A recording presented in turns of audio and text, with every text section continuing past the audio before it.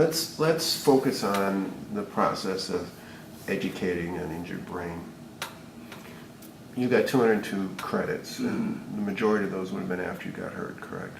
I'd say about even. Those were passing grades. Actually, I graduated. One thing I'm very proud, when I started UWO, I had a 1.66 grade point average. When I graduated, I had a 2.65. So you were getting better than a B plus average. Yes. From the time you got hurt. So the theory that a injured brain can't learn is simply wrong. It's simply wrong. Yet you can't learn at the same speed you could have learned before. Agreed? No. I was very lucky to have teachers within my human service major who could slow down things and they were very good at their office hours. They were very good after class to re-explain things to me, answer my questions. And that was really helpful, especially when I got into those. Other than slowing it down, is there certain types of repetition that make it easier for you to remember, certain types of memory cues, certain types of reinforcements that make it easier to learn? Actually, with me, I try to use all my senses. I know the biggest one is eyesight. I try to use my hearing a lot, but I do have problems. Actually, in Project Success, what they would teach you, there was two things they taught you. One, how to use a dictionary, which a lot of people have no clue how to use.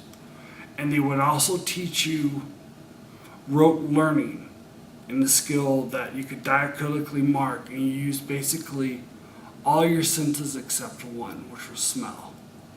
And that could help you when you would go back to do it, help you to remember it a lot easier. Explain what you mean by you used all your senses except smell. Well, say like, first thing you would do, say like you had a word that first thing you would do is, when you look in the dictionary, they have the dark print, which is the word, and then right next to it, they have it diacritically marked, so you can sound it out phonetically.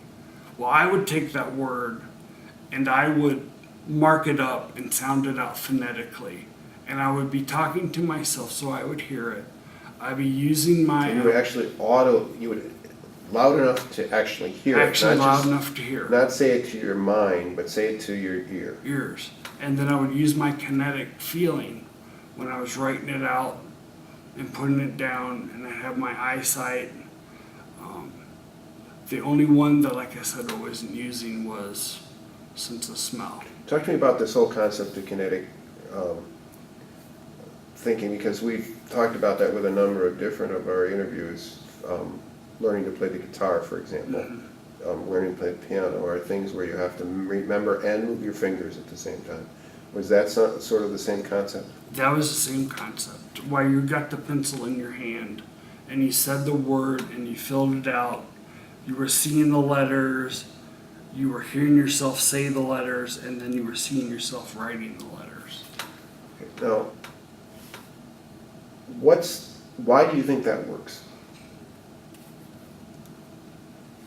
I believe Dr. Nash explained it, when you're using most of your senses to writing and understanding, you have more of a